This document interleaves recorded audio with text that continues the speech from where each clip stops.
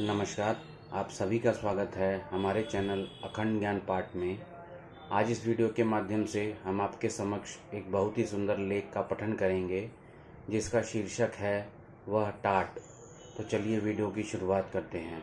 गुरुदेव श्री अर्जुन देव जी आज अपने आसन पर कुछ ऐसे दैदीप्यमान हो रहे थे जैसे आसमां के सिंहासन पर पूर्णमासी का चांद, और जैसे तारे दूर दूर से सिमटकर आसमान की गोद में झुरमुट बना लेते हैं, वैसे ही दूर दराज से पधारे भक्त गुरुदेव के श्री चरणों में सिमटे बैठे थे। एकाएक एक साधक ने प्रश्न किया, गुरुदेव, आज आपके दरबार में हजारों की तादाद में संगत बैठी है, पर मैं जानना चाहता हूँ कि इनमें से ऐसे कितने शिष्य हैं जो आपकी रजा में अपनी रजा मानते हैं। यह सुन गुरुदेव के मुख पर आई प्रसन्नता एकदम से गंभीरता में बदल गई और उनकी नज़रें संगत पर दौड़ने लगीं, लेकिन कहीं ठहरी नहीं और अंततः वापस पुतलियों में ही सिमट गईं। यह देख सारे भक्तों के दिल धक धक करने लगे, क्योंकि इसका मतलब था कि इन सब में कोई भी गुरुदेव, हालांकि संपूर्ण आसमां में लाखों सूर्य हैं, लेकिन जैसे तुम्हें एक ही सूर्य दिखाई पड़ता है, वैसे ही मुझे भी इस घड़ी दूर गुजरात की धरती पर भाई भिखारी के रूप में एक ही ऐसा शिष्य दिखाई पड़ रहा है। गुरुदेव का यह कथन सुनकर तो उस साधक की जिज्ञासा और भी प्रबल हो गई। अगले ही दिन भाई भिखारी से मिलने की चाह लिए वह गुजरात की तरफ कूच कर गया।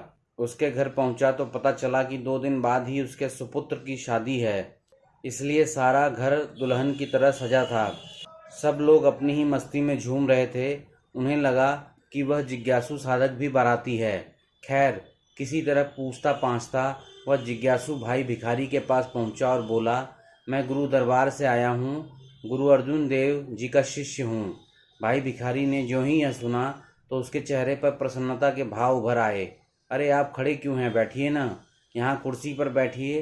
अरे ओ भाग्यवान, जल्दी से भोजन पानी का प्रबंध करो, हमारे गुरु भाई आए हैं इतनी दूर से चलकर। जिज्ञासु को ऐसा स्नेह प्राप्त कर अच्छा सा लगा, लेकिन वह थोड़ा उलझन में भी था, कारण कि भाई भिखारी ने उसका सत्कार तो किया, लेकिन वह अपना काम छोड़कर खड़ा नहीं हुआ।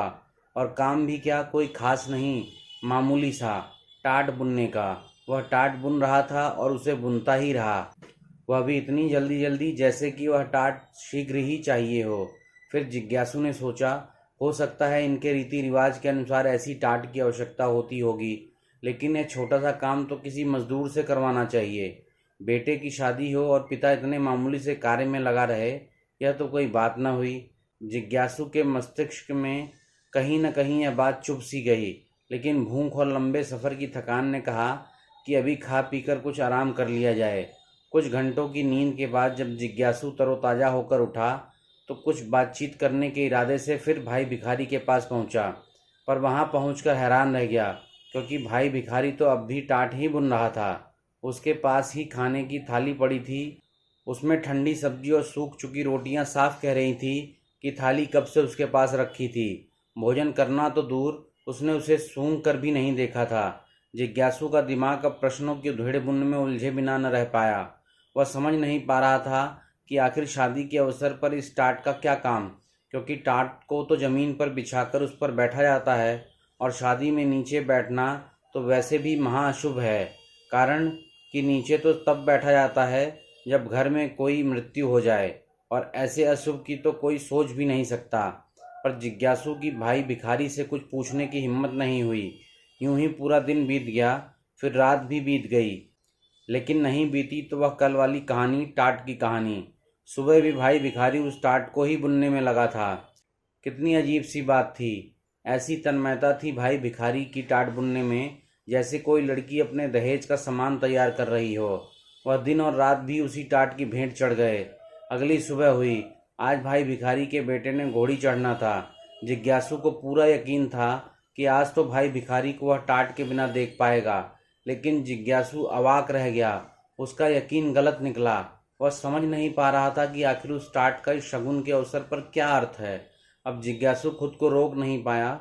उसने पूछ ही लिया, भाई आखिर इस टाट में ऐसा क्या है, तुम इस अवसर पर इसे क्यों बिन रहे हो? आने वाले कल की तैयारी हो रही है, बस इतना ही भाई भिखारी ने कहा और दोबारा टाट बुनने में लग गया। अब तो जिज्ञासु को लगने लगा अवश्य ही मैं किसी गलत व्यक्ति के घर चला आया हूँ। यह तो निरा पागल दिखता है, पर फिर गुरुदेव ने लाखों को छोड़ इस अकेले का नाम क्यों लिया? जिज्ञासु गुरुदेव के वचनों और अपनी बुद्धि के निर्णयों के बीच पिसता जा रहा था। इसी कशमकश में शादी का दिन भी गुजर गया। भाई भिखारी ने पूरा दिन शादी के रीति रिवाजों में कोई रुचि नहीं दिखाई। उसका तो पूरा ध्यान अपनी टाट में ही था। जिज्ञासु ने अब सोचा, मेरा यहाँ आना व्यर्थ ही रहा, मुझे कल सुबह ही निकल जाना चाहिए। चलो भाई भिखारी को अपने जाने के बारे में बता दूं। रात्रि का पहला पहर बीतने को था। जिज्ञासु भाई भिखारी के पास पहुंचा तो पाया कि वह लंबी चैन की सांस ले रहा था। उसकी टाट बनकर तैयार हो चुकी थी। जिज्ञासु ने जब उससे सुबह अपने लौटने की बात कही तो वह तुरंत बोला, नहीं भैया, कल आप नहीं जा पाएंगे। इतना कहकर भाई भिखारी टाट समेटने लगा। अब जिज्ञासु ने कहा, भाई, हालांकि तुम अपनी मर्जी के मालिक हो, लेकिन फिर भी क्या बात बताने का कष्ट करोगे कि आखिर इस टाट का क्या रहस्य है? भाई भिखारी बोला, कुछ नहीं, बस कर्ज चुकता करने का समय बिल्कुल मेरे सिर पर आ चुका था। शुक्र है प्रभु का कि मैंने तैयारियां मुकम्मल कर लीं। यह उत्तर सुनना था कि जिज्ञासु की खींच की हद न रही और वह पैर पटकता हुआ अपने कक्ष में चला गया। सुबह होने को थी कि जिज्ञासु की नींद अचानक विलाप के शोर में खुल गई। वह दौड़कर बरामदे में गया। वहां नवविवाहिता जोर जोर से रो रही थी। घर की अन्य स्त्रियां भी चीख चिल्ला रही थीं। जिज्ञासु को कुछ समझ न आया।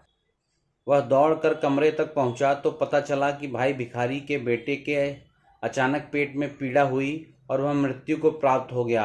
खबर फैलते ही पूरा मोहल्ला इकट्ठा हो गया। सब जल्द से जल्द पहुंच गए। सब थे वहां, बस एक को छोड़कर, भाई भिखारी को। आखिर कहाँ था भाई भिखारी? यह कैसे हो सकता है? अरे वह पिता था उस जवान लड़के का जो अभी अभी मृत्यु को प्राप्त हुआ था। कहीं ऐसा तो नहीं कि वह किसी कमरे में छिपकर रो रहा हो? इस विचार के आते ही जिज्ञासु को भाई भिखारी से सहानुभूति हुई। वह बोल पड़ा, अरे कोई जाकर भाई भिखारी को भी तो संभालो, कहीं वह कुछ। हाँ, बहुत से पिता ऐसे सदमे को बर्दाश्त नहीं कर पाते। फिर उनकी कहीं से रोने धोने की आवाज़ भी तो नहीं आ रही। मैं देखता हूँ उन्हें। हे गुरुवर, उन्हें शक्ति दो। हड़बड़ाहट में जिज्ञासु ने एक एक करके सारे कमरों में देखा, पर उसे भाई भिखारी कहीं नहीं मिला। फिर दोबारा आंगन में आया तो भाई भिखारी को वहां पाया। उसे देखकर जिज्ञासु हैरान रह गया। वह न रो रहा था, न दुखी परेशान लग रहा था। बिल्कुल शांत था, जैसे कुछ हुआ ही ना हो। और तो और उसके हाथों में अब भी वही टाट थी, पर अब उस टाट का औचित्य सबको समझ आ रहा था। भाई भिखारी ने आंगन से अन्य वस्तुएं हटाकर उसी टाट को बिछा दिया। फिर बेटे का मृत शरीर उस टाट पर रख दिया गया। पर जिज्ञासु के मन में अब भी एक दुविधा थी। अरे कैसा पिता है यह? जवान बेटा मर गया और इसकी आंखों में अश्रु तक नहीं। क्या कोई दुख नहीं इसको? वरना चेहरे पर इतनी सहजता और बेफिक्री कैसे? और यही भाव प्रश्न बनकर जिज्ञासु के होठों पर आ गए। उत्तर में भाई भिखारी बस इतना ही बोला, चलो अच्छा हुआ कर्जा चूक गया। जिज्ञासु हैरानी से, मतलब? यही शब्द तो तुमने कल कहे थे। तुमने यह भी कहा था कि टाट आने वाले कल की तैयारी है। तो क्या इसी क्षण के लिए तुमने टाट बुनी थी? क्या तुमको पहले से सब पता था? भाई भिखारी बड़ी सहजता से, पता था, सब पता था। जिज्ञासु हैरानी से, तो तुमने अपने बेटे को बचाया क्यों नहीं? भाई भिखारी, वह मेरा बेटा नहीं था बल्कि प्रभु का था। मेरी तो प्रभु ने पिता का दायित्व निभाने की सेवा लगाई थी, जो आज पूर्ण हुई। जिज्ञासु यह सुनकर लगभग रो सा दिया। पर तुम उसे बचा भी तो सकते थे। गुरुदेव से प्रार्थना करते, वे अवश्य ही तुम्हारे बेटे की मृत्यु टाल देते। तुमने उनसे बेटे का जीवन क्यों नहीं मांगा? भाई भिखारी, नहीं गुरु भाई, नहीं। भला मैं गुरुदेव के इंसाफ में बाधा कैसे डाल सकता हूँ? सोचो, क्या वे कभी गलती कर सकते हैं? क्या अब मैं उन्हें बताऊंगा कि वे ऐसा नहीं ऐसे करें? यह तो मूर्खता होगी।